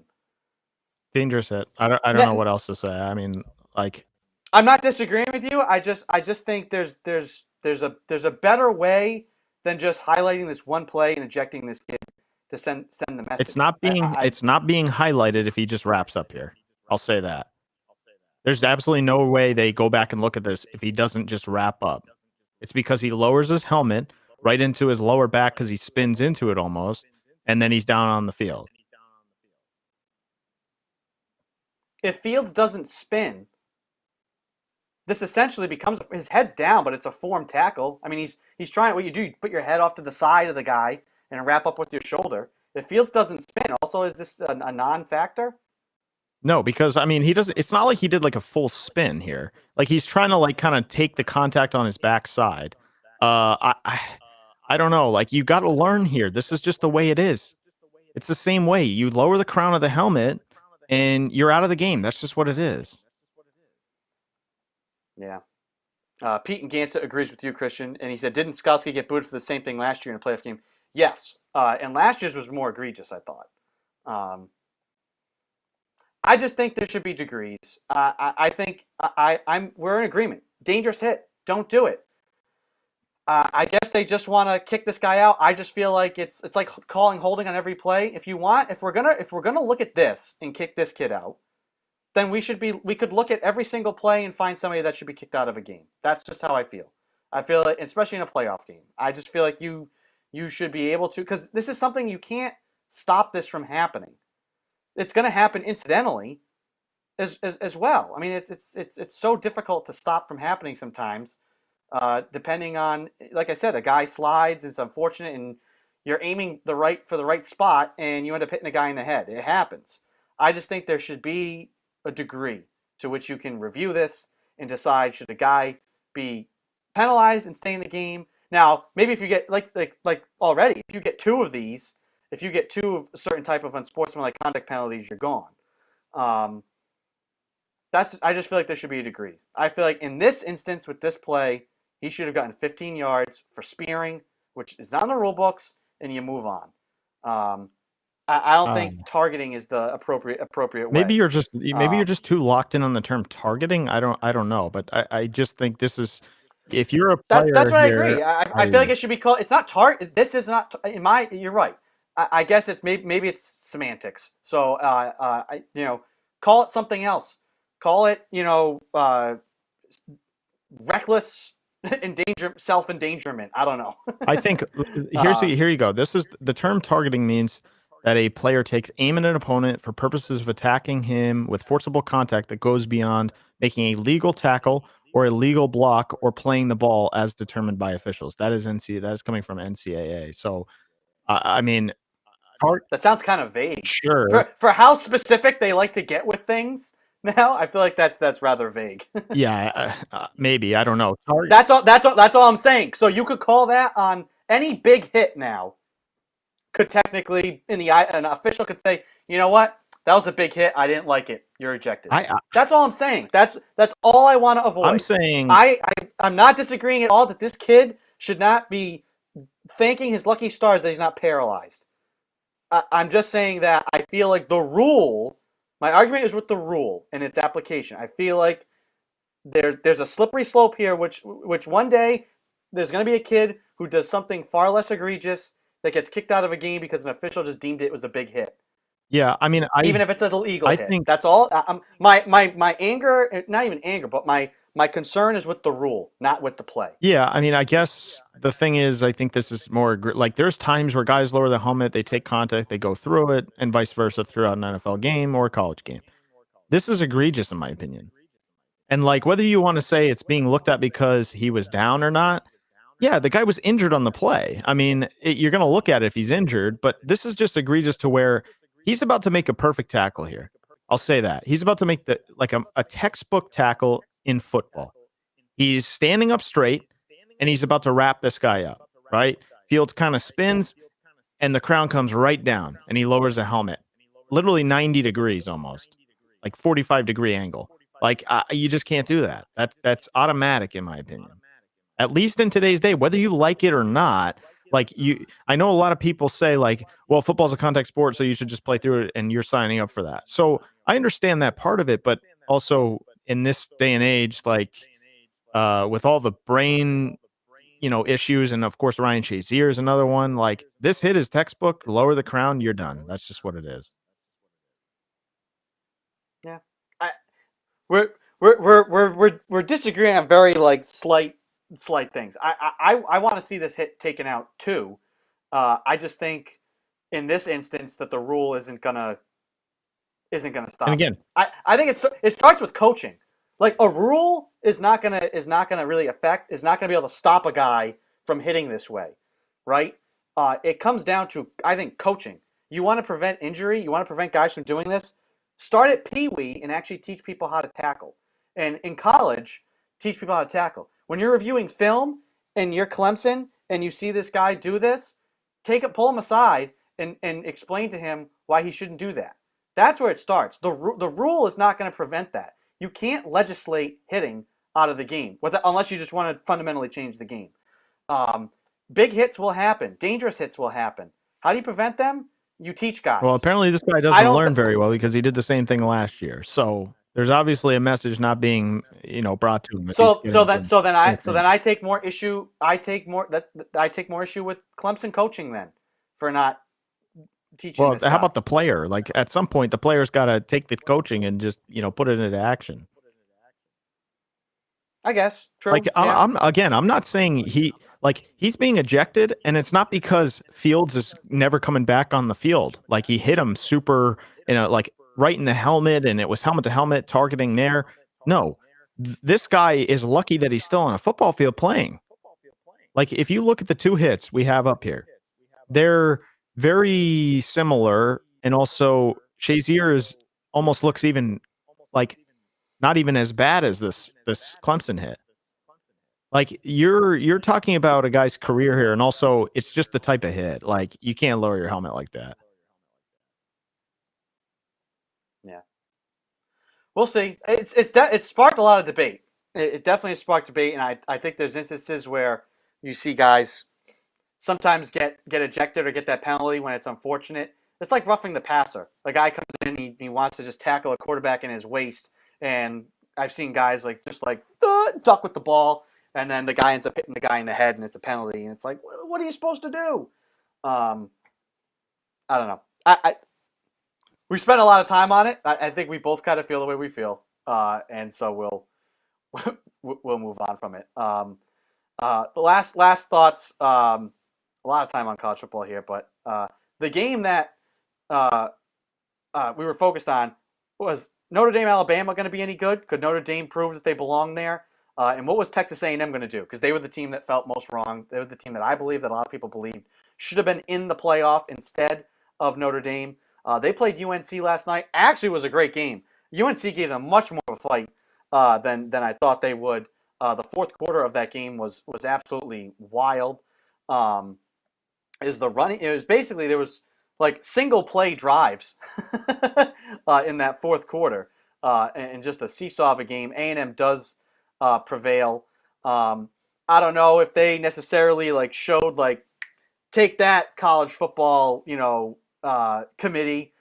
We should have been there instead of Notre Dame. I think they were probably going to need to have had a more emphatic win in order to send that message. So they still win. I don't know if they delivered a message. I don't know your thoughts, Christian, on Texas A&M. I think it was the Orange Bowl that they won last night over UNC. Yeah, I don't know if this is more about UNC or more about Texas A&M. They scored 24 points in the fourth quarter, and that's what it took to win. I don't know. Yeah. So again, as much as we want to say that maybe they should have snuck in over Notre Dame or anyone like that, it definitely wasn't. not the most confident win, I'd say. Like it took a big fourth quarter to just get you there. I mean, they ended up winning by what, 14, 13, I think it was, like 41-27. Yeah, it, So it got it got away. They were down. They tie the game. They get a stop. They score. Basically, their rookie freshman running back. I'm blanking on his name. Began with an A. He basically slipped a tackle, stayed in bounds, like had his hand on the ground, and runs like 70 yards for a touchdown. After the possession before, UNC basically bombed the ball 70 yards on the first play from scrimmage. It was just this crazy seesaw in like the last like 6-7 yeah, minutes. Um, and yeah, they're up 7. They get a stop. They score a touchdown under 2 minutes. They could have just run the clock out, but they opt to score a touchdown, and then that it ends up looking the difference. The point spread in the game was bigger than how that game was a single possession game. right, yeah. Um, So at that point, like, it definitely wasn't like very, I don't know. It's not like they, just absolutely blew doors in the first half and it was over. So Absolutely I not. would say it's more No, about, yeah, that game was in doubt. UNC had chances to win yeah. that game. So again, I don't know. Like, how much can you get mad at like Notre Dame getting in? I don't know. Like Texas A&M didn't Not really not show up. not not as much Yeah, anymore. right. Um, I think what this week illustrated is the need to at least have more playoff teams. We bemoaned how many bowls there were Mhm. last week, too much, and it's too much to keep up with. You can't watch all of them, and some of them, a lot of them weren't very good. Right. There were very few close, compelling bowl games compared to the number of games that there were. Um, just have 6 teams. Have 6 Yeah. or have 8. 8, yeah. 8 teams get in. Because guess what? Florida was one of those teams that was on the bubble, and obviously they didn't deserve to get into a top 4. They get a bowl game, and what happened? A bunch of guys sit out, and they're not the same team at all. So then, at that point, what's the product? You're saying, hey, we're giving you a bowl game. It's a chance to have one more game, a chance to like win a championship, so to speak. A chance for guys to showcase themselves, maybe one more game before the NFL draft. But a lot of these guys in these bigger programs just sit out anyways. They don't want to get hurt. They don't play in senior bowls or these bowl games anymore because they don't want to jeopardize their futures. Yeah. So then what are we doing? I wanted to see a full strength Florida team out there, and we didn't. We didn't get to see that. So at that point, what's the point? Just have 8 teams, 6, 8, whatever it is. 4 from the get go. People said, I feel like that's not enough. Mhm. Because there was always debate about 1 or 2, you kind of knew, but 2 through 6, there's plenty of debate there. Sure. Yeah. Even 8. Even 8. Even 8. I think we agree here, Christian. That's the biggest takeaway from this weekend. The college football playoff needs to just be expanded. Yeah, I would agree with that. I mean, overall, like, I just can't keep track of all the games. Like, I said this last week. I think that's what makes college basketball compelling. Like, you have a 16 versus a 1, and in that sport, right, upsets can happen all over the place. So, and it makes it more compelling when you have the bracket style. So, if you expand it a little bit and just go like 6, 8 teams, even, I don't know, maybe it's more compelling than it is now. Yeah. Did you see Jimbo Fisher sprinting away from the Gatorade Yeah, I did. I bath? see this. Yeah, I saw this. I'll pull up a video of this. It's a good effort, good Let's see if I hustle on can. his Yeah. part. Oh my God! Talk about Turn burst, on the jet. Yeah. acceleration, everything. I'm actually. I mean, he's not a young guy, so I was kind of like worried. Hey, he might pull a hammy or something. Whoop, wrong I screen. wonder what his 40 is. uh, I've never seen this before. I mean, let me pull this in. So for those of you watching live, we'll show the replay of this here. Jimbo, they wanted to dump the Gatorade on him. Look at him sprint. I mean, that's some Wheels. acceleration. Yeah. That's wheels. Now they tried to get him later too, a second time. I've never seen this. I guess it's more of a thing now. I mean, coaches they act surprised, or they try to run away. No, don't get me, and then come on, let the players have this moment. I mean, I don't know if this is some sort of phobia. I don't know if it's just he's expressed that he hates it. Don't do it. Yeah. Um, why? Come on, let the this is the players love this. Let your team. I mean, you won. This is like the type of thing you drink. And don't most. I'm surprised. Isn't that like you think about most coaches like the Gatorade bath? It's it's the victory. It's the victory moment. Yeah, if you Uh, win a you, game like that, for sure. I don't know. I was really surprised by this. I mean, the reaction to this is mixed. Some people, I've seen more people than I thought say that they hate the Gatorade bath. Um, I don't In know. my I opinion, just assumed it was one of those things like not rite of passage, but just like rite of victory. yeah. Like, yeah, you wear it. Come on, wear it. Yes, it's sticky. It's cold. It's Gatorade. In my opinion, if But if Bill Belichick can take a Gatorade bath and like multiple Super Bowls, I mean, come on, just go for it. Like of all people, like if Belichick can do it, you exactly. can do it. Exactly. Talk about the guy who's as crotchety old man as it comes. Uh, if Bill can embrace the Gatorade bath, you can too. So yeah, that was just one of the last things I was kind of like, oh, that's surprising. Didn't know about that. Um, so anyway, that'll do it for college football. Our Twitter poll so far has 3 votes. I said, which quarterback would you trust to execute your offense, Brian Hoyer or 2020 Cam Newton? All 3 votes have been for Cam Newton so far. Early returns. 1% of precincts reported Yeah. on the Twitter poll, and also by email.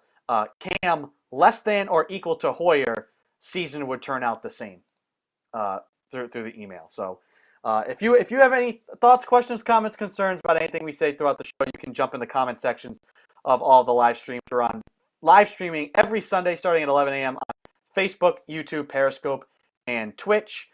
You can jump in the comment section. You can also always email the show, the360sportshow at gmail.com, if you want to find us there. And throughout the week, we'll get to your emails in our mailbag segment. So that'll do it for the college focus. We're going to transition now to the NBA. Week 2 here of the NBA, so to speak. They don't break it into weeks. I'd say, Christian, out of week 2, what we've seen, and kind of my takeaway, before we get into, say, some Celtic specifics or other team specifics, is the parity. We saw this in the bubble restart, and we've seen this so far as we've gotten like a little bit deeper into it through 2 weeks now. Home court advantage does not exist. Without fans, without fans, the NBA has turned into the NFL, where it's like any given Sunday, any given night, any of these Mm-hmm. teams can really beat one another. And especially with this back-to-back thing, I mean, look at the Hawks and the Nets. The Nets look like world beaters one night, and then the Hawks come back. They make some adjustments. They're playing them the next night. You can immediately implement those adjustments, and the Hawks roll Yeah. I mean, just the to next just night. to further your point here, let me just do a quick rundown of your Eastern Conference playoff picture through 6 games, obviously. But the Philadelphia 76ers are the 1 seed, and the New York Knicks are the number 7. So that tells you all you need to know. The Nets are number 6. All these teams are out of the playoffs. The Raptors, the Heat, and the Bucks, and your Boston Celtics are the 8th seed. So like that tells you all you need to know. And in the West, it's the same thing. The Lakers are like number 4. The Suns are off to a hot start once again. I mean, we saw this in the bubble with them, but the Nuggets, the Warriors, the Mavericks, all out of the playoffs if they started today. Obviously, it's very, very like soon, early in the season, so I don't want to go too crazy. But so far, like the Nets came out and they blew people away in 2 games, and I was like, well, this team's going to be really, really good. Now they're 3-3. So there's games being dropped by all these teams that should win right now, and maybe it's just an early season thing. I'm not sure, but I mean the crowd thing. This sport is like unpredictable without the crowds. Like on any given night now, anybody could beat anybody. Like they miss this sport misses the crowd more than any other I've seen. Like it just seems like I feel like hockey, I feel like football, teams could take games off one another. There's upsets all around. The NBA, in the regular season, not as much when you're talking about the Lakers, the Bucks, the Celtics, these teams at the top of the standings, the Clippers, teams like that should win these games, or even the Nets now. Look at a team like Toronto. Yeah. I mean, they're not even in. Guess what? Even if they had fans, Yeah. they're not in Toronto. They're in Tampa Bay. So the Tampa Bay Raptors. It's home court is so important to those teams, especially the younger teams. But it's weird. You see the younger team. Look at the Sun. What the Suns are doing right now. You know, and again, early returns, right? There's a lot of basketball left to be played. Tristan Thompson said this about the Celtics 3-3 start. He said, "Listen, it's so early, right? We just have to start games better, that sort of thing." But it illustrates the point. I mean, anybody can be anybody right now because home court and the travel element plays a lot into an NBA season. Yeah. And being able to keep your, hey, we played a big play. We played the Pacers tonight. That's an Eastern Conference team. We're going on the road. We're playing the Pistons now the next night. Do you have the energy for it? A lot of teams have talked about this back-to-back thing, keeping guys fresher. They're not having guess what? It's you get on a plane and travel a lot after playing a game. That affects your joints and inflammation and all this stuff, and guys needing rest. Hey, you stay in a city for 3 nights. You play a team twice in 3 days. That guys are favoring that. The NBA players have wanted this for years. It's being brought by necessity now because of COVID. I would expect it to stick around. This little kind of weekend series thing. I'm actually a huge fan of this, especially when just from a Celtic standpoint, I'll go there because I watch most of their games. You go to Indiana for 3 days. You play 2 games in 3 or 4 days. You're there and you go back home or something like that.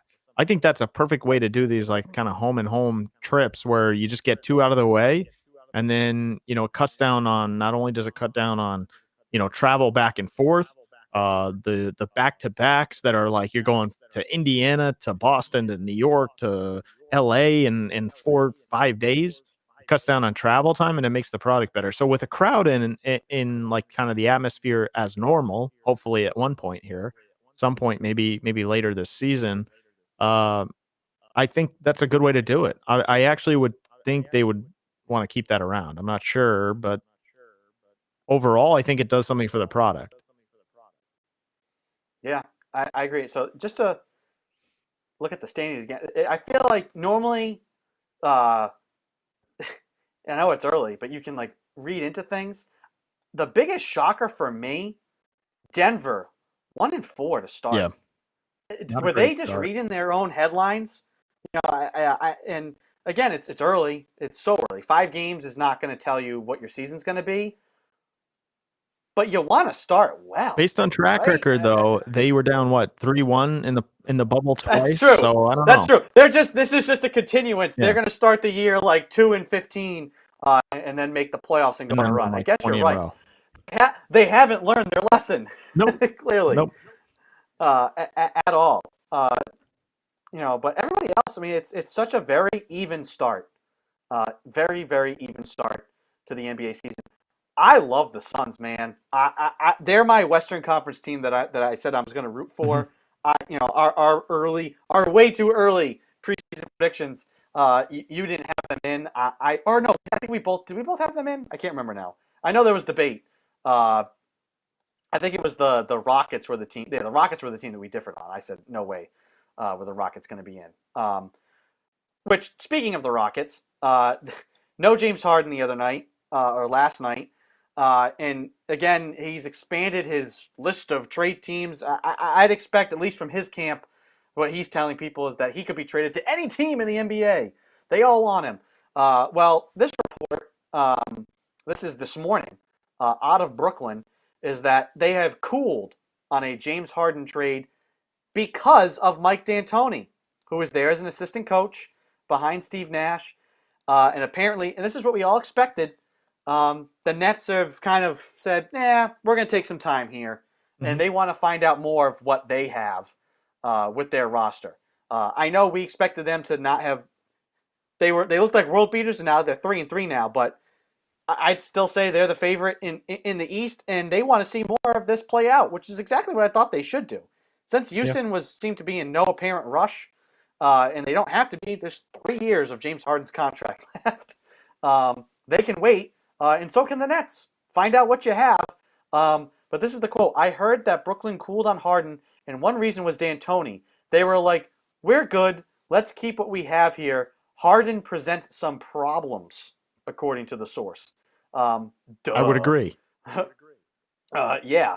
The other thing is that the thing that the Nets are going to want to work on and improve is their defense. Harden didn't solve that problem. No. At all. He makes you worse defensively.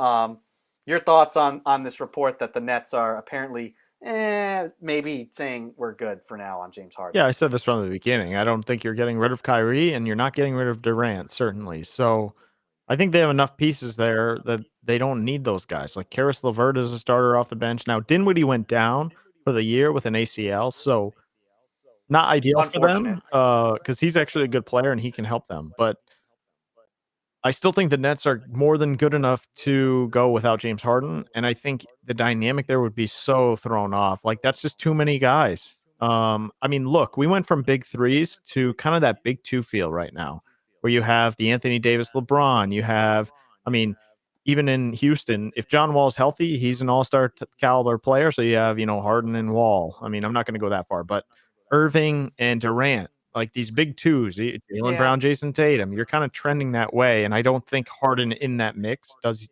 you any good whatsoever. Yeah, but I feel like with the big two thing, you need guys who can work together and whose games won't take away from each other. At least Irving, Durant, I feel like they pair well together. Tatum and Brown, they do different things. I'd like to see Tatum get to the rim and learn from Jaylen Brown the way Jaylen's progressed, right?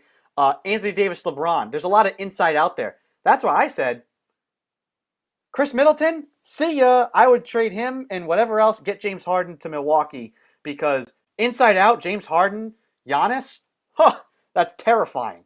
I feel like I agree. Him on Brooklyn, Kyrie, Durant, and Harden. Now you have guys. You're diminishing what you can do on the court because of their skill sets. I just feel like it wouldn't fit that well together. What do you think about the Celtics start here? I feel like nothing's changed. I feel like they need Kemba back desperately. I feel like they're gonna be in mid-January, the projected time for Kemba to come back, exactly where I said they would be. I think they maybe have lost some of the games here. I thought they would win, but I think in the end they're gonna be right around that 7-5, 9-6, kind of 9-7 area. Record-wise, treading water until you get Kemba back and you can see what this roster can be. I'm so impressed with guys like Peyton Pritchard. Hey, Matt Murphy, hands off. He called that as a guy for the Celtics to go after at 30. App nailed the pick. He said, this guy's got limitless range. He's a veteran guy. He's savvy, 4-year starter, played with USA basketball. Guys really like him. He'll be an immediate contributor. All-star? No, never. Be a piece on your team? 100%, which is what this draft was supposed to be filled with. So love the Peyton Pritchard pick. I'm disappointed they haven't gotten more out of Aaron Naismith, but that's not their problem right now. Their problem, if you want to call it a problem, is that you are relying on Tatum and Brown, and Brown's delivering. And I think Jaylen Brown is the best player on this roster right now because he's improved steadily every single year of his career. I feel like getting the contract last year helped him kind of step back and allow the game to come to him more, and he could just play the game instead of worrying about getting a deal. You see him attacking the rim. His mid-range game, his shooting has improved. Michael Jordan. He'll never be Michael Jordan, but those little pull-ups. I'm telling you, the way Jordan could just elevate over guys at that free throw area. It looks like it. I'm just saying, it's just appearance-wise. I know. It looks like I just like to mess with you because it's funny.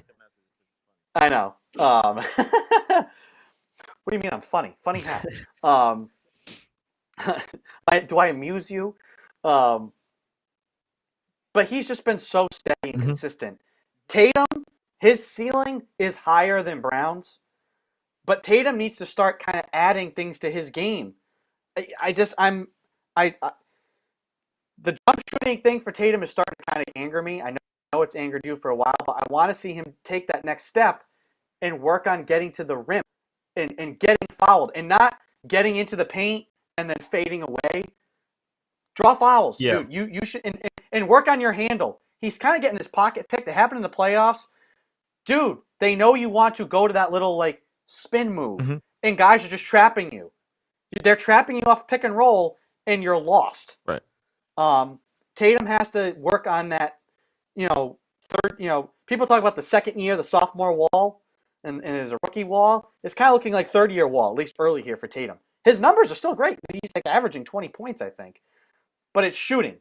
I want to Mhm. see Tatum for Tatum to take that next step, and for this team to become legitimate contenders.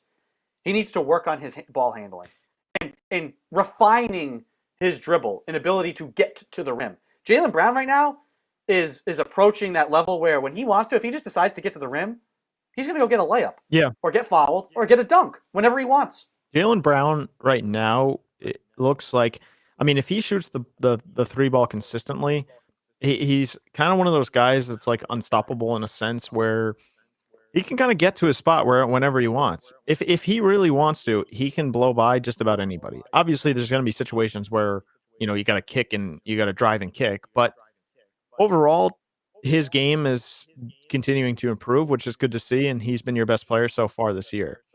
Tatum is the thing that bothers me is the step back three. He's in love with this step back three, and he doesn't shoot it consistently enough for me to say just go shoot it. He shot 3 of 11 in Detroit the other day, but he scored 28 points and was efficient.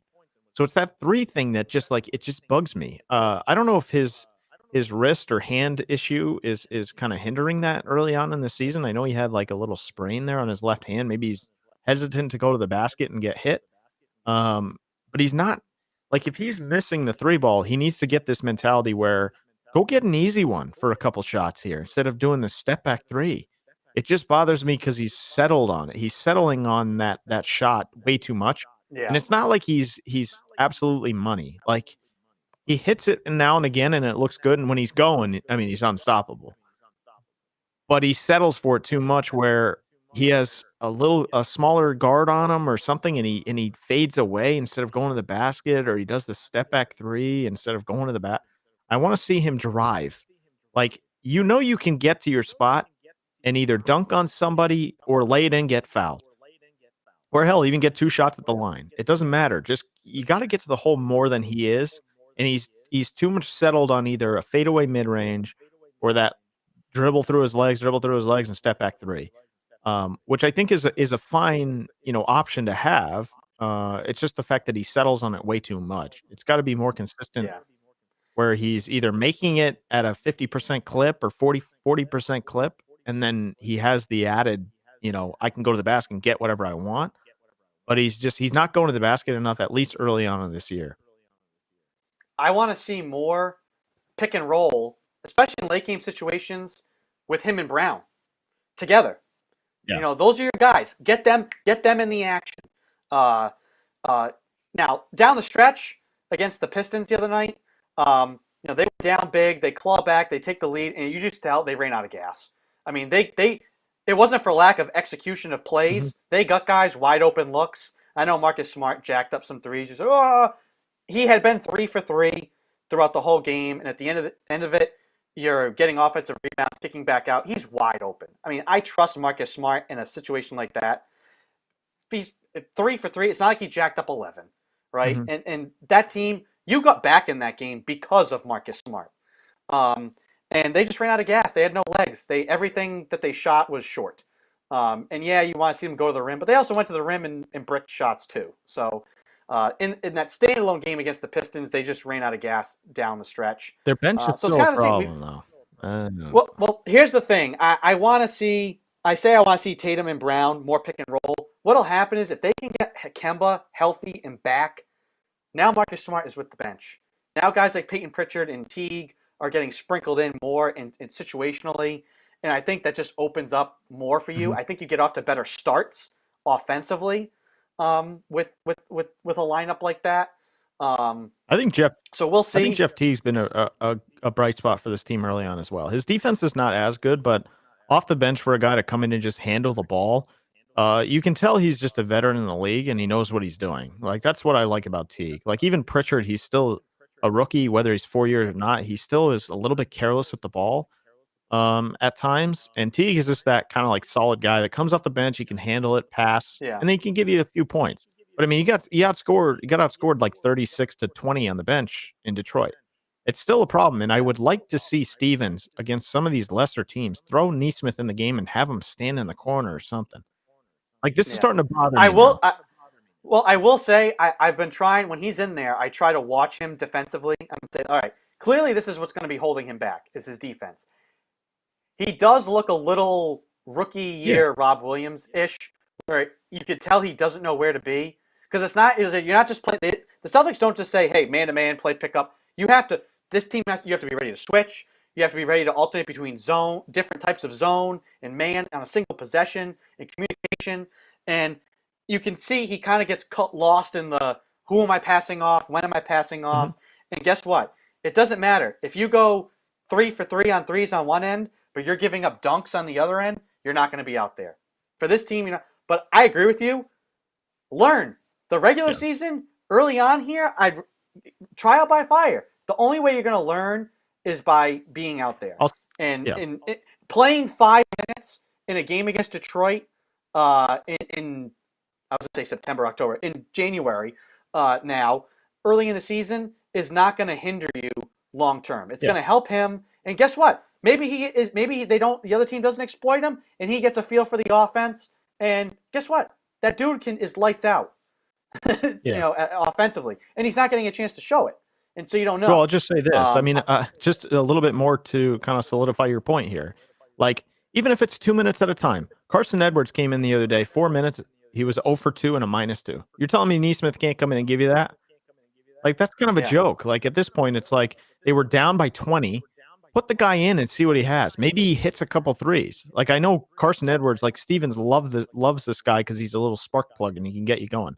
He's shown absolutely nothing other than the preseason last year. So yeah, you drafted this guy, what, 15, 16, and he's a three-point shooter. Put him in the game. I don't understand the hesitation here. He's put in all these other guys that kind of suck at this. I don't know how else to say it. Like he loves his guys that absolutely suck and that should probably be playing in the G League if it was available to them. So yeah, I'm getting a little bit annoyed about this because, especially when you're down 20 points, what do you have to lose at that point? Maybe he hits a couple threes and you're down, you almost get it to single digits or something. Maybe he gives you something. Whereas, like practice, you can only get so far. I'm sorry. I truly believe that in order to get this guy going in a game, you just got to throw him out there from time to time, even if it's for Tatum needs to rest for 3 minutes, 3.5 minutes, whatever. I mean, if it starts going yeah. south, then you get him out. But putting Carson Edwards and Ojale and even Pritchard at times looks kind of lost. Like, I don't know. I think throwing this guy who was your number one pick here for this season, who I was told by Andrew Pizzelli that this kid was going to come in and play, and now he's not. So what's going on here? I don't know. I'm just as stunned as you are. I mean, and from everything the Celtics themselves said about the pick, like Danny Ainge, like that night, draft night, he's like, Peyton Pritchard and Aaron Neesmith are our best 3-point shooters on this team. Immediately, right now, which was the need. That was the need after last season. Mhm. Said somebody to be a 3-point shooter off the bench. Pritchard has lived up to expectations. Neesmith has not. So Celtics big games. I mean, they play the Pistons again today at 3. Then they travel. Talk about They got a couple road weird games here, thing. yeah. The weird thing though, like we talked about the alleviating the travel. The Celtics don't get a break here with the schedule. Playing in Detroit today, then flying to play the Raptors Mhm. in Tampa tomorrow, and then Wednesday playing the Heat in Miami. So obviously, it works out for them to play the Heat and the Raptors, but why not fly and play the back-to-back like Tuesday, Wednesday? I mean, do they play Wednesday, Thursday? I'd have to look here. No, they Wednesday, play Friday. Wednesday, Friday. So I'm surprised that they made them play the Raptors back to back with the travel when they're trying to alleviate some. Who knows? I don't know what the. There's always you're not going to get a break with every single game on the Well, schedule, how but far is that's the what's coming flight up. from Detroit to Toronto? Because where is it now? Tampa, right? So I mean, It's in so Tampa. theoretically, it should be in Toronto, which is probably a shorter flight from Detroit. Yeah, maybe when they made the schedule, they weren't anticipating that. That's true. That's a good point. That's a good Thank you, point, thank you. Christian. I have those from time to time. So that'll do it for the NBA discussion as we're approaching our pick time here for the NFL. Um, any other final thoughts? I think you wanted to bring up some boxing Yes, stuff. We will have yes. UFC to talk about next weekend, so that's coming up. I think it's UFC 257 is coming up, so we'll be able to talk more of that. But getting into the boxing stuff here quickly before we move to our final NFL talk. Yeah, Ryan Garcia, Luke Campbell, yesterday. Just wanted to make a quick note of this. I mean, Ryan Garcia is one of those guys that a lot of people are like, this guy's a jackass. He's kind of cocky. He's like got that McGregor vibe where he's very confident in himself. I freaking love this guy. He's very entertaining to watch, and I know a lot of people don't get into boxing very much, but um, this guy's pretty popular in terms of like you see him around hitting a speed bag and things like that. But he's now 21-0, I believe. Um, and the fight yesterday, he TKO'd Campbell with an absolute vicious of a body shot. It was insane. He cracked him like on the right side in the ribs, and this guy just like hit the floor. He couldn't do anything. He couldn't even move. He stunned him to the point where he just TKO'd him. And he had gotten knocked down actually in this fight. But he's 21-0 with 18 KOs. And this is a guy we talked about going a few weeks back now. This guy is one of those guys that I feel like is kind of a reason to watch boxing. There's not many because it's, obviously you have UFC and things like that, but Garcia is one of those guys that he's confident, uh, and he definitely loves himself some Ryan Garcia, but he is a very entertaining boxer, and if you haven't watched him or even highlights or something like that, I would recommend it. I mean, he's very very good at what he does, and although he got knocked down yesterday, he came right back up, and this body shot is just it's ridiculous. Oh, right in the ribs. And you can see just stunned. Like it's very you don't see that very often. It's mostly shots to the head will knock you down and things. This is like I mean, what a shot you have to the ribs to knock a guy like this, knock him down and knock him out. Yeah, body. That's unreal. I didn't catch this. The body shot knock. That's crazy. I mean, let's say your left side. Is that your liver? No, your liver's on your right side. I'm wondering what he hit Like him in. right to the rib area, lung area, it looks like almost. And I mean, Campbell just Wow. goes right down. Like you can see it. He thinks about it for a minute and like, wow, that hurt. And then he's just out. Yeah. But the next fight, I forget what was. That's some Ivan Drago stuff, right? Yeah, I'll crush you. Him punching the thing. It's like, oh god, he hit with like how much force? How much force was in that punch to do that to the ribs like that? yeah, I know, Woo! seriously, and it's quick. It's not even like he like loads up or anything. It's kind of a quick shot, and then he after the bout there, he called out Gervonta Davis. So he's another guy that is. I'm not sure if he's undefeated. I have to look it up, but that would be a good bout if those two win. And again, like we were looking for reasons like how could boxing get back into things like it's these like Stuff like kind of that. solo guys. Like Ryan Garcia is pretty well known at this point for like a boxing, fan or community. Um and I know he's went viral a couple times for not great things, and also the speed bag videos are all over the internet. But the guy's phenomenal to watch, and I mean when you're 21-0 with 18 KOs, I mean it's just yeah, that's pretty lights out. Awesome. Awesome. Definitely want to keep an eye on him. Like I said, UFC 257 coming up January 23rd. That will have the McGregor fight. So we'll be able to get into the hype for that moving up. No surprise. What was it? It was just last May. McGregor was like retiring. We're like, maybe he's gonna go fight Mike Tyson. That was the fight we wanted. That was the exhibition fight we wanted to see happen. Yeah. Well, surprise, surprise, he's back. Um, so let's get into picks. We do have a couple more NFL comments. This is from Twitch. Dark Sage 9117. My Super Bowl pick this year is the Miami Dolphins. I have a Dolphins Packers Super Bowl this year in the making. Being creative with my picks is something I like to do, and that may be a crazy out of left field prediction, but I do think the Dolphins can do some damage if they make it in. I agree. And no, I'm not a Dolphins fan. I just like cheering for the underdog. I picked the Rays to make the World Series last year over my Yankees. So yes, I may be wrong and possibly will be, but keep this message for the future for if the Dolphins make the Super Bowl. Yes, I mean, hey, I like that as well. When my teams aren't in it, I like to pick the outlandish. I was rooting for one of the crazy picks I had was Browns Washington football team. Super gross, weird matchup. It'd be just fun for. Imagine if the and your Super Bowl champion Washington football team. It would just be absurd. Dolphins, yeah, I root for the Dolphins. Mhm. If they got in, absolutely, I do agree. That team, Fitz Magic in a Super Bowl, that would be unreal. If he's off the That would COVID be list, fantastic. he's got that COVID. So I don't know. That COVID. So yes, we will keep you in mind, Dark Sage And I'll say 9117. this, If the Dark Sage, if you like weird picks, creative picks, go watch our top fives from all summer because Pizzelli here will he can take you to task with all his creative picks. Kashi picks. If There you you go. like the Kashi pick, Dolphins winning the Super Bowl isn't a Kashi pick. That's just like a fun pick. Yeah, no, I agree. And also, I think the Dolphins are compelling. I mean, that is the game to watch, in my opinion, today. You win, you're in, right? So, Yeah. So let's get into it. Picks. Last week, Christian, 10-8. You took me.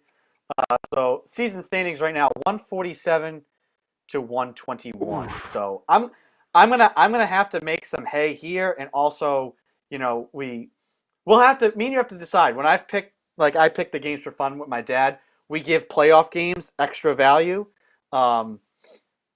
Obviously, I'd be in favor of that because it will give me a chance to make up some ground. We'll have to debate. That'll be an off-air discussion. So let's settle week 17 first before we get to playoffs. I think at this point I've TKO'd you, and you shouldn't even be in the run. Well, we just don't have throw the damn towel. There's no way to throw the towel for me, so I'm going down with the ship. Hey, I had the Cincy pick right last week. Same with Carolina, but then Philly and I went down with the ship. I had a feeling about the Patriots against the Bills. That feeling lasted until that fake punt, which is also where I think the team itself gave up on no that doubt. game. So let's get into it. We've got like 17 minutes All here. right. So Well, speak of the devil, we're starting with the Dolphins. week 17. So we're gonna go Dolphins at Buffalo. This is a tough week for the Miami Dolphins. You have no Fitzpatrick, right? So he's on the COVID list, and you got to win to get in. Well, what's the deal? What's the deal? Is there anything at stake for Buffalo? Is their seating set? Like, are they playing guys in this game? Well, here's your inactives. So Tre'Davious White, premier cornerback. Jerry Hughes, Mario Addison, Jake Fromm, running back. Cole Beasley's out. So they're sitting some guys. I don't know if that's injury related or not. That's just the inactive list. So I don't think there's much. I care mostly about Allen. If Allen's playing, then the Dolphins, and then it'll be a tough game. If they just play Allen for like a half and then say, all right, we just wanted to keep you fresh, and then you rest him. Yeah. It's a different ball of wax. I don't see anything. I think the Dolphins are gonna be motivated. I'm gonna pick Miami in this game just because Buffalo. I feel like if they don't have enough at stake, if the game starts to go one way, they may just start pulling guys. I don't know. Yeah, I mean KC has locked up the bye, so I don't think they have much. Maybe a little difference in seeding. I don't even know if anybody can catch them, to be honest. So I'm gonna take Miami as They're well. 12-3. The 2 seed is at stake, right? Bills and Steelers are both 12-3. So that's what's at stake. If the Steelers had lost last week to the Colts, which they had a good comeback, then yeah, the Bills would have locked up the 2 seed because they have the tiebreaker. So they need to win to hold that 2 seed. So I don't know. I'm still gonna pick Miami. I just think they got that little something special going in Buffalo. Man, if they went 13-3, that'd be unreal. I'm picking Miami just cause. Yeah. Just cause of Dark Sage. I'm picking Miami for you, Dark Sage. I think I'm gonna go Miami as well. I think they'll be highly motivated to win this game. All right. Next. Baltimore at Cincy. Ugh. Another team that's got to win a Man. game is Baltimore, so I'm going to go Yeah. Baltimore there. Same.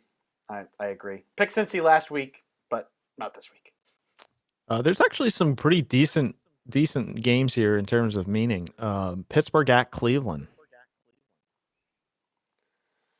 Man, Steelers have felt kind of like that they went from undefeated to looking fraudulent. They're reeling, yeah. What a big comeback last week. I mean, they needed that.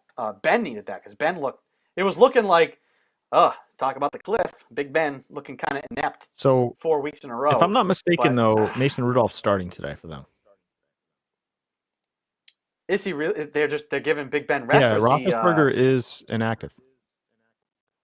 So they don't care about this game then, because is Myles Garrett going to go after Rudolph? Yeah, right. Yeah, that's why they wanted to play him. Round number 2 here. Yeah, talk about boxing. I'm going to pick Cleveland then. Because I felt like Pittsburgh is kind of on the skids anyways, and without Roethlisberger to navigate them, Cleveland. Cleveland's got too much at stake. They would love to send a message, so they want to send the message. Yeah, I'll go Cleveland as well. I just think, they're kind of trying to, I don't know, they haven't clinched, have they? So I just want to see. I think they're kind of vying for that spot there. So my guess is they're fighting with Baltimore here. So I think they're going to be motivated as well. So they're not in yet either. Yeah. So I want to pick Cleveland as well. I think they're going to be another motivated team. Cleveland, 1, 2, 3. Cleveland right now is in. They're the 7th. They're the 7th seed. If they lose, they need to. The Colts need to win. They need to lose. There has to be a whole bunch of there's a whole bunch of things in there. But yeah, I'm picking Cleveland. Yeah, I'll go Cleveland as well. All right, next. Next, the Vikings at Lions. Tie. Nobody wins. Yeah. Viewers definitely don't win. Is the viewers lose? Is Stafford playing? What's the? I know he got dinged up last week. I didn't. He's not inactive, so I would imagine if he's not inactive, he's probably playing. Expected to start despite injury. So hey, good for the fact that I was worried that he had hurt his Achilles. The way he limped off, kind of after no contact. Didn't practice. But he's expected to play. Hey, you know what? Potentially could be Matt Stafford's final game in a Lions jersey. Yep. That being the case, I'm going to pick the Lions. Feel good moment. I'm going to go Minnesota. Why not? Ride or die. What do you have to lose, right? Yeah, I know. Pretty much nothing. All right, next. Game of the week. The Jets at New England.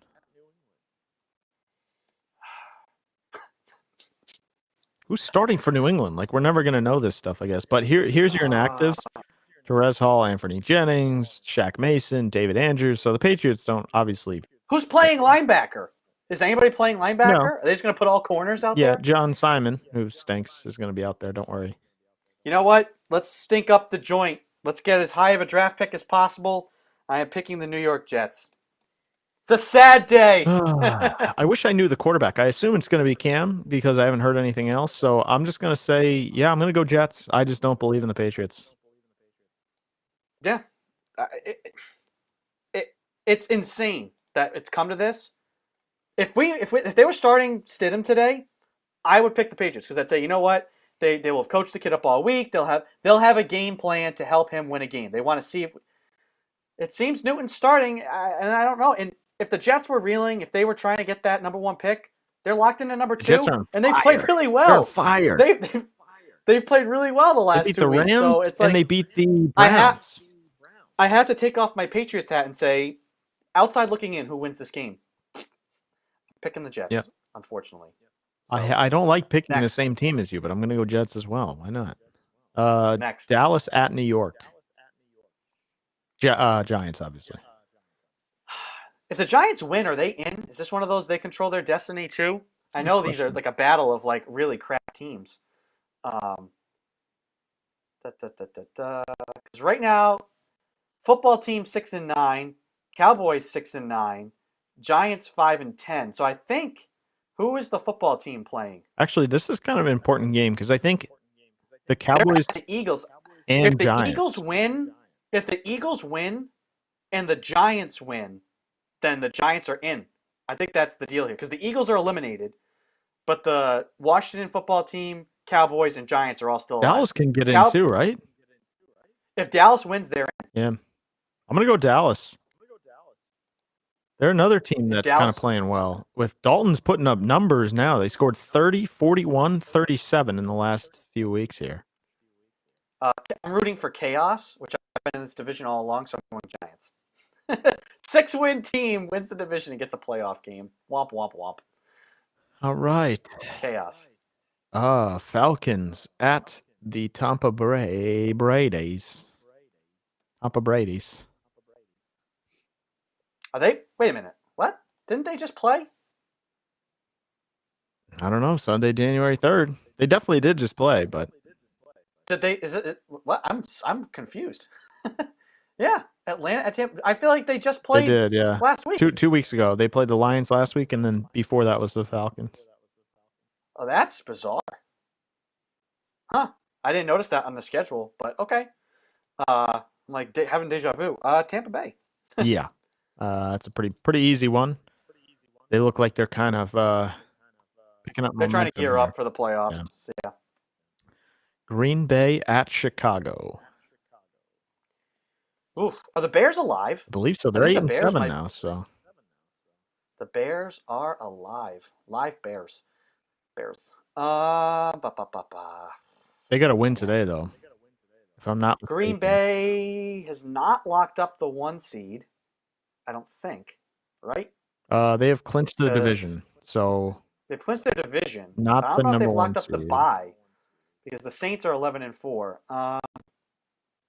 That's a lot to play for. I mean, especially in this year, the bye. I'm going to pick Green Bay.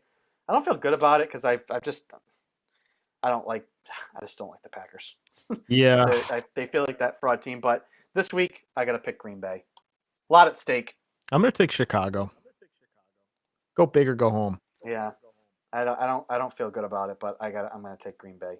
I'm going to pick the quarterback, and then he's going to let me down. Well, Mitch Trubisky is nothing to, yeah. Vegas at Denver. This is after what happened to the Raiders last week, the ultimate, Yeah. Where's the motivation, right? And I feel like Denver plays hard. They play well. Denver's one of those teams. I think. Will they finish? If Denver wins this game, will they finish with identical records? Let's see. Vegas is 7-8. No, 6. Broncos are 5-10. So, but they could be like a game apart.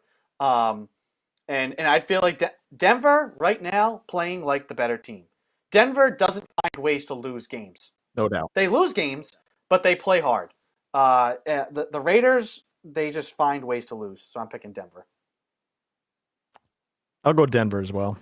Yeah, I don't know. Vegas is done anyway, so I want to see if there's any note on the quarterback today. But Jacksonville at Indy. A lot at stake for the Colts. A lot at stake for the Colts because they need to win and they need help. I believe to get in. Right? They're still alive. I don't think they're eliminated at 10-5. No, they still are in contention here. There's going to be a lot of team on the outs, though. Yeah, so they need a lot of help. I think they need like Miami to win. They need everybody. They need like Miami to win and everybody else to lose. They need tons of tiebreakers. So they're selling out. So Indy. Yeah. Indy. If it was a meaningless game, I'd be like, this is like a weird thing. Jacksonville locked up the 1 seed. Maybe they try. I don't know. Yeah. Indy. Yeah, I can't take Jacksonville serious. So Indy it is. Right, Chargers at Kansas City. Ooh. KC. They're the best team. I don't care. Chargers have find ways to lose games all year long. I feel like even with backups and even if it's Matt Moore playing quarterback, the Chiefs will win this game. I'm going Mr. Herbert. Chargers. All right. Upset week. Next. Let's go. We got 5 minutes. Lightning round. Arizona Rams. The scams. Arizona, another team that needs help, I believe. right? I think they're on Yeah, they're the right there, 8 and they're on the 7. outside looking in. Oh man, I want to see them in the playoffs, so I'm gonna pick them to win. I want to see Arizona in the playoffs, Yeah. so give them a chance. Go Cards as well. All right, next. Seattle at San Fran. Seattle. Seattle. New Orleans at Carolina. Again, a lot at stake for New Orleans. They've looked better here of late. Oh God, Kamara, what a monster Yeah, on I know it. Christmas. Guy's unreal. So Carolina again, they're like Denver. They play hard. I like what they're building, but New Orleans is trying to lock up the 1 seed today. So New Orleans. Yeah, no disagreements here. New Orleans it is. Tennessee at Houston. Oof. After that speech that J.J. Watt gave last week, I think that the Houston team is talented, Mhm. and I think that speech. I think they show up. Feel good moment. They beat the Titans. I think, and that helps out some other teams too. In my what I'm rooting for here. The Texans can also play spoiler against this team today. God, this is a tough one. I'm going to take Tennessee because I think they need it. Should be a good game. If Should it's be. not a good game, I'll be disappointed. Yeah. And last but not least, Washington at Philly. Yeah, everybody. If the Giants win, everybody's going to be watching that game. Yeah. I'm going to pick because I like chaos. I've been rooting for the chaos here. Philadelphia, fly Eagles, fly. Yeah, I think I'm gonna ride the Eagles here as well. Let's just create chaos in that division. I just want to see it. The last week of the season, let's see it. Yeah. Awesome. All right. The picks are in. So, yeah, that'll do it for the show. So, the first show, Christian, of 2021. It feels good to get it in the books. Next week will be our 52nd show, a full calendar year since we started this. Mhm. Kind of unbelievable. Definitely not the year we predicted. Yeah, when we started this, I was not predicting what was next to come. I'll be honest, but who was? Yeah. So whatever. So awesome. So that'll do it. NFL action starting here in a couple of minutes. We covered a lot of ground here today, focused on the NHL, Zdeno Chara, big college football discussion, catching up with the NBA, boxing, UFC. We just concluded our NFL picks. If you like, follow, and subscribe to us through Facebook, YouTube, Periscope, or Twitch, you can catch the show live every Sunday from 11 to 1 p.m. We also put the show out as a podcast through Sounder FM, or wherever you get your podcast from. Just search for The 360 Sports Show. Should pop right up. If it does not, send us a note. We should be available on every major platform, every major streaming service. So if we're not, we want to give us a ring. Let us know. So yeah, once again, catch the show as a podcast. You can email anytime, the360sportshow@gmail.com. Questions, comments, concerns, conundrums, general griping to the show, and you can always comment on the live streams each and every week. So Happy New Year, everybody. Christian, enjoy your day. Enjoy this football action, and yeah, we'll see everybody next Sunday for our 1 year anniversary here on the 360 Sports Show. Take it easy, everybody. See you later.